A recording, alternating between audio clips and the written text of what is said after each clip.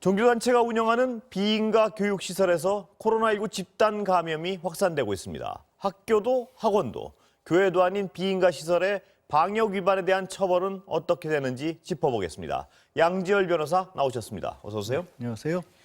자, 지금 방금 말씀드렸지만 비인가 시설, 여기에 대한 어떤 관계자에 대한 처벌 조항이 어떻게 됩니까? 지금 비인가 시설을 어떻게 이제 봐야 될지부터가 예. 사실은 어렵기는 합니다. 인가를 받지 않았다라는 게 그냥 불법 영업을 했다는 얘기가 아니라 어떤 종류의 시설에도 이게 해당하지 않는다는 그런 얘기이기 때문에 지금 IM 국제선교회 같은 경우에는 선교사 양성을 표면적인 어떤 이유로 두고 있기 때문에 공식적인 교육기관과도 좀 다르거든요. 예. 다만 지금의 상황 같은 경우에는 아시다시피 지난 연말부터 특히 전국적으로 이른바 강화된 2단계 조치를 해서 실내외 불문하고 5명 이상 집합하는 것을 막아놓고 있는 상황이었습니다. 예. 그렇다면 지속적으로 그 시설을 운영하는 사람이 그거를 위반하는 것을 알고 있으면서도 계속해서 방치를 했고 오히려 조장했다고 볼 수 있기 때문에 그에 대한 책임을 묻는 것 정도가 지금 1차적으로 가능할 것으로 보입니다. 그러면 처벌 대상은 누가 되는 건가요? 그러니까 시설 운영자에 대해서 예. 지금 그 상업시설 운영자에 준해서 지금 처벌을 할 수 있지 않을까. 참가자는 어떻습니까? 참가자들 어린 같은 아이들. 경우도 사실은 과태료를 대상이 됩니다만 14세 미만인 경우에는 과태료도 부과할 수가 없습니다. 지금 이 학원 같은 경우 9살부터 16살까지 미성년자들도 상당히 많이 있는 것으로 보이는데 그중에 말씀드린 것처럼 14살이 안 된 미성년자 같은 경우는 과태료 부과 대상도 되지 않습니다. 뉴스를 보면 어떤 관리자 혹은 그 관계자들이 이건 우리는 하나님의 힘으로 관여이 안 된달까. 이거는 고의적 방역 지침을 위반했다고 볼 수 있는 사안 아닌가요? 이런 부분. 그렇습니다. 그래서 그렇기 때문에 말씀드린 바와 같이 그 방역 지침 지금 자영업자분들 같은 경우 300만 원 이하 벌금이 매겨지지 않습니까? 그에 준해서 그 사람들에 대해서도 처벌할 수가 있을 것 같은데 그 역시도 지금 상황에 비춰보면 너무나 그렇습니다. 지금 아주 미미한 정도의 처벌이라고밖에 볼 수가 없을 것이고요. 앞으로 이제 시설과 관련해서 시설 관리자에 대한 명단이라든가 아니면 시설의 어떤 현황 같은 것들, 그다음에 파진 사람들에 대한 참가했던 사람들에 대한 학교에서 수업이라든가 시설을 같이 했던 사람들에 대한 방역을 효과적으로 하는 데 있어서 방해하지 않는다라면 감염병으로 추가 처벌 받지는 않을 수도 있을 텐데 그것조차도 좀 답답하긴 합니다. 지금 겨우 좀 이 확산세가 좀 잡혀가는 시점에서 이런 일이 터져가지고 더 어떤 여러분들이 화를 내고 있는데요. 이게 총책임자의 경우에 이렇게 시설을 운영하면 이게 전염병이 확산될 수밖에 없다는 사실을 모를까요? 글쎄, 그게 참 그렇습니다. 저도 뉴스를 통해서 영상 같은 걸 보면은 종교 단체이기 때문에 아무도 우리를 막을 수가 없었다라는 식으로 우리는 걸리지 않는다는 식으로 얘기를 하고 있단 말이에요. 일반적인 어떤 사회 상식에 비춰봐서 도저히 생각할 수 없는 그런 상황이긴 한데 또 그 얘기를 거꾸로 뒤집으면 본인이 이 코로나19라는 감염병이 확산될 것이라는 그런 고의는 없었다라는 얘기도 될 수 있는 상황이라서 그래서 이걸 이제 법적으로 사후적으로 제재하기가 굉장히 어려운 상황인 건 맞다. 그리고 그 이전에 어떻게 보면 장소에 대해서 지금 방역 당국이라든가 아니면 지방자치단체에서 이 시설에 대한 집합 금지를 일반적인 어떤 5명 내내의 집합 금지와는 별도로 이 장소 자체에 모이지 말라고 조금 더 강력하게 미리 처분을 했더라면 그리고 그 처분에 대해서 위반을 했다라면 이제 더 강력한 처벌이 가능할 텐데 아직까지 그런 조치가 내려지지 않고 있었던 상황에서 그냥 병이 확산될 만큼 감염병이 확산된 상태에서 발견이 된 겁니다. 그 말씀하시니까 그렇다면 이 비인가 시설에 와서 관리청이 딱 관리했던 그 규정이 어디가 이걸 다뤄야 되는지에 대한 규정이 없었던 것 같은데요. 구청은 교육청에다 넘겼고 교육청은 비인가라고 관리를 안 했고 어떻게 되나요? 이런 경우에. 그 부분은 그러니까 일상적인 상황에서라고 한다라면 교육청 이게 교육시설은 아니고 학교 법인도 당연히 아니기 때문에 교육청에서 담당할 부분이 아니다라는 걸로 끝날 수 있었지만 비근한 예로 이렇게 생각을 해보시면 어떨까요? 광화문에서 집회 금지했을 때 서울시에서 집합 금지를 시켰지 않습니까? 이건 광화문에 모이는 분들이 무슨 교육시설이냐 아니면 다른 어떤 종교시설이나 이걸 따지지 않았잖아요. 그 장소 자체를 지정해서 집합 금지를 시켰거든요.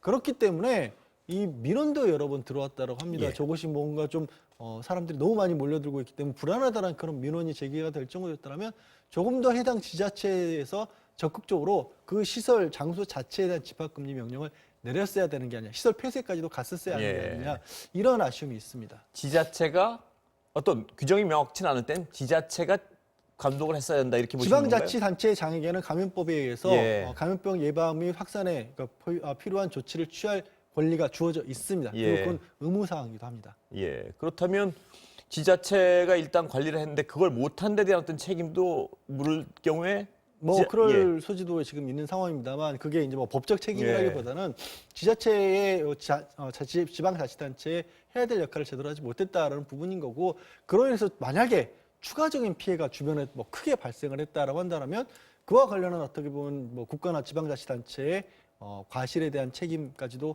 얘기가 될 수 있는 그런 상황이죠. 그렇다면 이 학교 이게 어떤 비인가다 보니까 학교인지 종교시설인지 뭐 이것도 분명치 않은데 학교이냐 종교시설이냐에 따라서도 또 처벌이 달라지나요? 이게?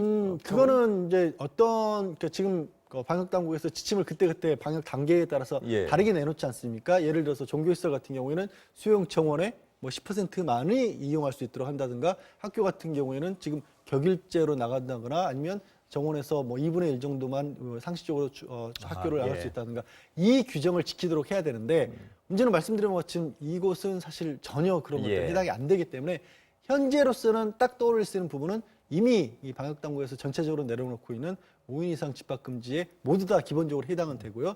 거기서 아쉬운 부분이 있다라면 말씀드린 것처럼 장소 자체에 대해서 폐쇄 명령이 준하는 이 장소에 모이지 말라라는 그런 명령이 선제적으로 내려졌어야 하는 게 아닌가 하는 거죠. 그럼 지금이라도 그런 폐쇄 명령 같은 그건 가능합니다. 가능하고요. 예. 그리고 이건 비인가 시설이어서 뭔지 어떤 단체 성격 자체가 불명확한데 학교라는 명칭을 그냥 자의적으로 갖다 붙였단 말입니다. 이건 어떻습니까? 원래 학교라는 명칭은 초중등교육법에 의해서 임의로 사용할 수 없습니다. 이건 형사처벌, 물론 벌금형입니다만 처벌 대상이기도 한데 다만 여기서 이제 아까 말씀드린 것처럼 이 교육 이른바 표방하고 있는 목적 자체가 선교사 양성이라는 것을 외부적 목적으로 하고 있었기 때문에 그동안에 교육청에서도 아마 좀 손을 놓고 있었던 게 아닌가 싶습니다. 만약에 거기서 뭐 초중등 교육처럼 학교 졸업 자격을 준다거나 하면서 허가를 받지 않고 운영을 했다면 틀림없이 불법시설로 사전에 규제가 됐을 텐데 그런 게 아닌 정말 글자 그대로 사각지대였던 거죠.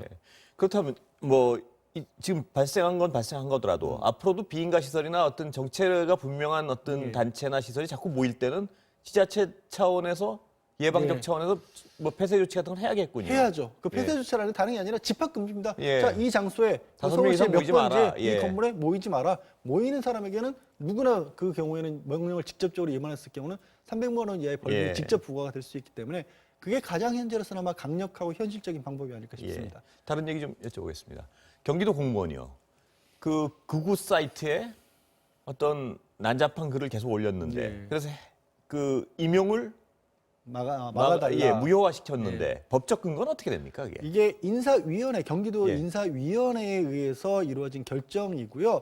일종의 행정처분인 것이죠. 이 지금 대상자가 7급 공무원 시험에 합격은 하긴 했지만 임용 전이었습니다. 그래서 이제 공무원이 될 자격이 없다라고 해서 임용을 하지 않겠다라는 결정을 내린 것이기 때문에 현재로서는 임용 전이기 때문에 인사위원회에서 자격 상실 결정으로도 이게 일단은 가능했던 것으로 보입니다. 법적 분쟁 가능성은? 네, 가능성은 있죠. 왜냐하면 지금 이 해당 대상자가 본인이 그 사이트에 올린 건 맞는데 일종의 뭐 가상, 망상, 잘못된 생각이긴 하지만 실제로 그런 행동을 저지른 게 아니라 망상을 올렸다, 이렇게 주장을 하는 거죠. 주장을 하고 있는 겁니다. 그렇다면 일단 두 가지로 좀 나눠서 봐야 될 것 같은데요.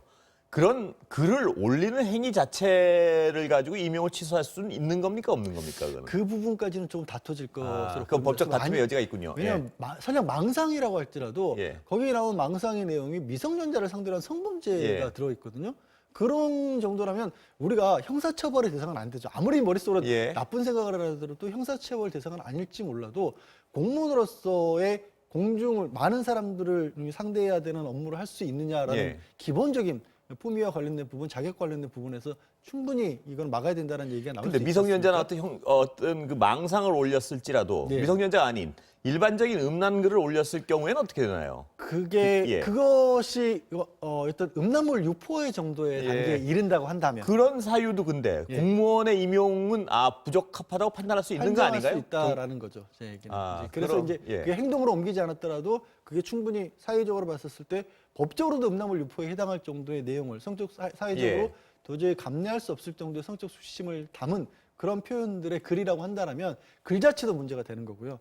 하물며 그게 실제 행동으로 이어졌다면 그건 또 별도의 어떻게 보면 법적 처벌이 따르겠죠. 그 글 자체가 어떤 일반인으로 자연인으로 살기엔 문제가 안 되더라도 공무원 임용에는 부적격 사유가 될 수 있다고 보시는 건가요? 그건? 아마 그래도 예. 그 수준이 어느 정도는 그 비슷하게 가지 않을까 싶습니다. 그러니까 제가 말씀드린 예. 것처럼 결국 법이라고 하는 게 시대의 가치인데 예. 정상적인 사회적 평균적인 어떤 뭐 인지를 기능을 가지고 있는 일반인으로서 받아들일 수 없는 어떤 상식을 생각을 표현을 해냈다라면 그거는 공무원으로서 특별히 엄격하다는 게 아니라 다른 일은 모르겠으나 예. 그분이 뭐 청작 활동을 한다면 모르겠으나 공무원으로서의 자격은 어렵다는 판단이 충분히 가능하지 않을까. 다만 이건 이제 법원에서 다퉈줄 수가 있겠죠. 법원에 다툴 수 있다는 예, 말씀이시죠? 그렇다면 이제 더 본질적인 거는 과연 또 그런 행위를 진짜 또 어떤 불법적인 행위를 했느냐를 다퉈야 될 텐데요. 네. 그럼 경찰 조사에서 만약 그 행위 여부가 진짜 있었는지 없었느냐 수사해 봐야겠죠, 이거는. 수사의 필요성이 있을 정도의 내용입니다. 예. 말씀드린 것처럼 지금 글이라고 본인은 망상이라고 주장하고 있지만 그게 사실이라면 상대방이 피해자들이 미성년자인 예. 것이고요. 미성년자를 상대로 한 성매수가 있었다라는 거고 또 카메라를 이용한 불법 촬영까지 있다라는 게 그 글들의 글의 내용인 주장이죠. 거죠. 자기가 이렇게 했다는 예, 게. 그러니까 이게 만약에 거짓말이고 사실이라면 그건 다 형사처벌 대상이거든요. 예. 그러니까 사실이면 이 임용 취소한 거는 아무런 법적인 문제가 없을 것 같은데 네. 만약에 본인 주장대로 수사 결과 망상으로 드러났을 경우에는 법적 다툼의 여지가 약간은 있다 이 말씀이시죠? 그렇습니다. 행정소송에서 과연 자격 성실을 하는 게 이 행정처분이 온당한 것이냐는 소송을 할 수 있겠죠. 예. 그런데 우리가 일반 상식적으로 생각하기엔 경기도 입장에서는요.